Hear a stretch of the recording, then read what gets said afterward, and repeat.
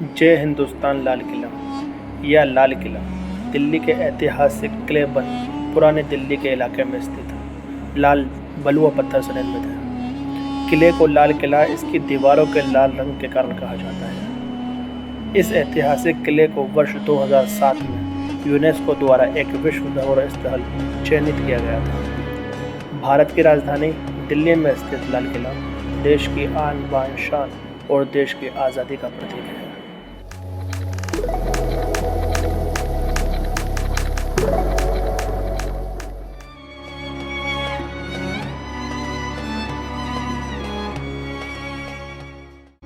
मुगल काल में बना ये ऐतिहासिक स्मारक विश्व धरोहर की लिस्ट में शामिल है और भारत के प्रमुख पर्यटन स्थलों में से एक है। लाल किले का सौंदर्य, भव्यता और आकर्षण को देखने के लिए दुनिया के कोने कोने से लोग आते हैं। इसकी शाही बनावट और अनूठी वास्तुकला की प्रशंसा करते हैं।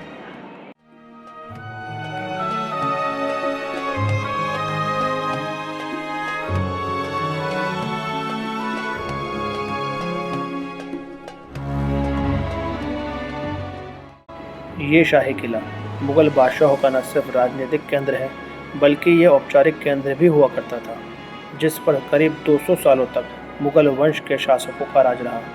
देश की जंग आज़ादी का गवाह रहा लाल किला मुगल कालीन वास्तुकला, सृजनात्मकता और सौंदर्य का अनुपम और अनूठा उदाहरण है।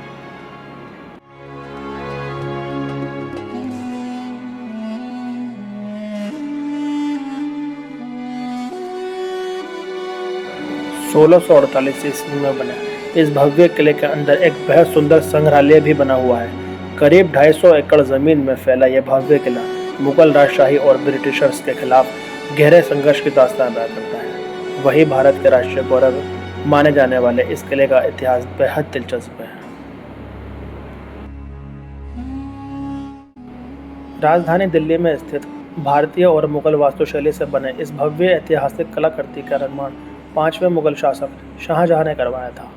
यह शानदार किला दिल्ली के केंद्र में यमुना नदी के तट पर स्थित है, जो कि तीनों तरफ से यमुना नदी से घिरा हुआ है, जिसके अद्भुत सौंदर्य और आकर्षण को देखते ही नहीं बनता है। विश्व धरोहर की लिस्ट में शामिल दुनिया के इस सर्वश्रेष्ठ किले का निर्माण काम की शुरुआत मुगल सम्राट शाहजहां द्वारा 1638 ईस्वी में करवाई गई थी। भारत के इस भव्य किले का निर्माण काम 1648 ईस्वी तक करीब 10 साल तक चला। आप देख सकते हैं कितने बड़े बड़े यहाँ पे गेट लगे हुए हैं, जिसमें मजबूत लोहे का इस्तेमाल किया गया है। आपको बता दें कि शाहजहां इस किले को उनके द्वारा बनवाए गए सभी किलों में बेहद आकर्षक और सुंदर बनाना चाहते थे।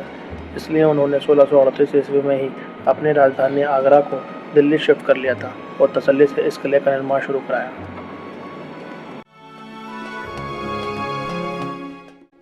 लाल किले के अंदर एक बाजार लगता है जिसका नाम है मीना बाजार। चलिए आपको दिखाते हैं। देश की राजधानी दिल्ली में सबसे ज़्यादा मार्केट लगते हैं, जिसमें से एक मीना बाजार भी है। इस बाजार के बारे में लोगों का कहना है कि इसकी शुरुआत मुगल काल में हुई थी।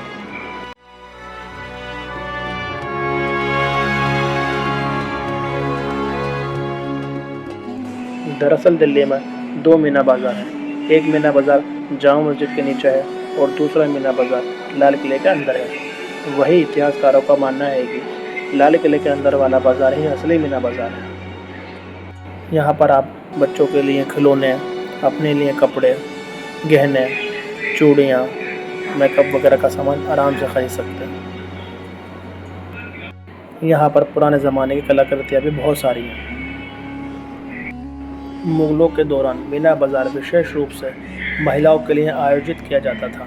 ये प्रत्येक माह के तीसरे शुक्रवार को लगता है। इतिहासकार निकोलो मनुची ने बाजार को पूरी तरह से महिलाओं के लिए समर्पित बताया है। बाजार का आयोजन सबसे पहले हुमायूं ने किया था और बाद में अकबर ने इसका विस्तार किया। उनके मुताबिक ये दुनिया के सबसे पुराने बाज़ारों में से एक है। यहाँ काम करने वाले मोहम्मद शकील से हमारी बात हुई।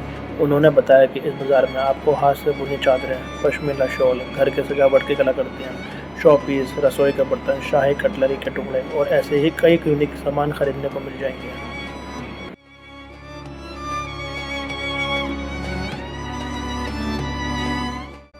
मुग़ल बादशाह शाहजहाँ के द्वारा बनवाई गई सभी इमारतों को अपना अपना अलग अलग ऐतिहासिक महत्व है, जबकि उनके द्वारा बनवाया गया ताजमहल को उसके सौंदर्य और आकर्षण की वजह से जिस तरह दुनिया का 7 अजूबों में शुमार किया गया है, उसी तरह दिल्ली के लाल किले को विश्व भर में शोहरत मिली है। इस भव्य ऐतिहासिक किले के प्रति लोगों की सच्ची श्रद्धा सम्मान है। किले के अंदर ही एक म्यूज़ियम बना हुआ है जिसका नाम है आज़ादी के दीवान। चलिए आपको इस म्यूज़ियम के बारे में कुछ जानकारी देते हैं। इस म्यूज़ियम को आर्कियोलॉजिकल सर्वे ऑफ इंडिया ने बनवाया था।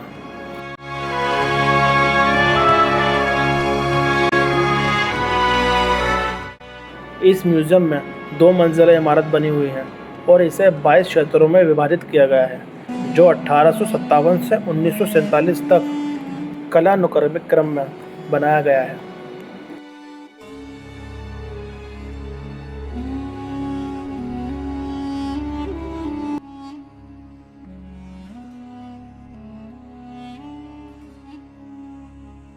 म्यूज़ियम में डिजिटल मोमबत्तियों के साथ एक श्रद्धांजलि कक्ष बना हुआ है। उसमें 150 से अधिक पैनल शामिल हैं, जिनमें महिला और बाल शहीदों के अभिलेखीय डेटा, अंडमान जेल के अनुभव, ऑडियो और विजुअल प्रदर्शन शामिल हैं।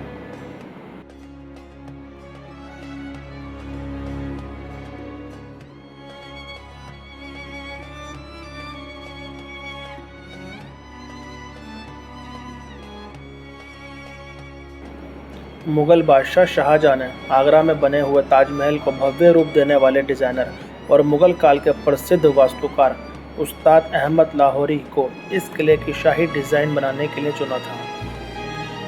वहीं उस्ताद अहमद अपने नाम की तरह ही अपनी कल्पना शक्ति से शानदार इमारत बनाने में उस्ताद थे। उन्होंने लाल किला बनवाने में भी अपनी पूरी विवेकशीलता और कल्पनाशीलता का इस्तेमाल कर इसे अति सुंदर और भव्य रूप दिया था।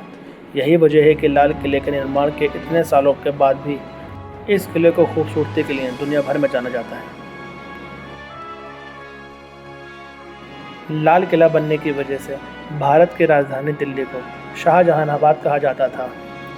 मुग़ल सम्राट शाहजहाँ के बाद उनके बेटे औरंगज़ेब ने इस किले में मोती मस्जिद का भी निर्माण करवाया था।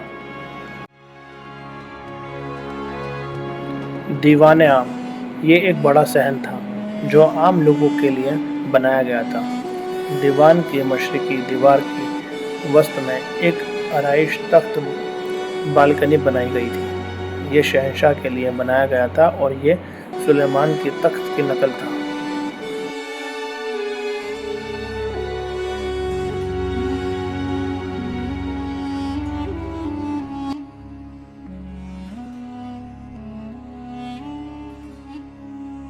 दीवाने आम के बाद देखिए दीवाने ख़ास। ये बादशाह के लिए सजाया हुआ निजी असेंबली हॉल था। इसका इस्तेमाल सेक्रेटरी और काउंसलर्स के साथ मुलाकात के लिए किया जाता था। इसमें फूलों की नक्काशियों से सजे हुए सतून थे। ये सोने के वर्क से भी ढके हुए होते थे। ये रास्ता हमें मुमताज़ महल की तरफ लेकर जाता है, जो लाल किले के अंदर ही स्थित है। चलिए वहाँ चलते हैं।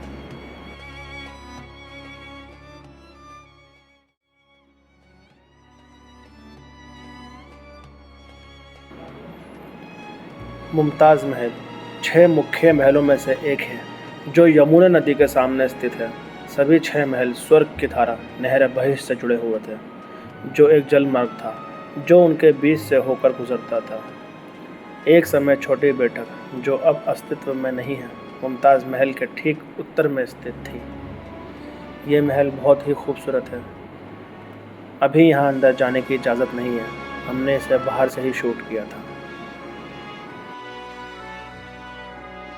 लाल किले के अंदर ही ये स्टार कैफ़े के नाम से एक कैफ़े है।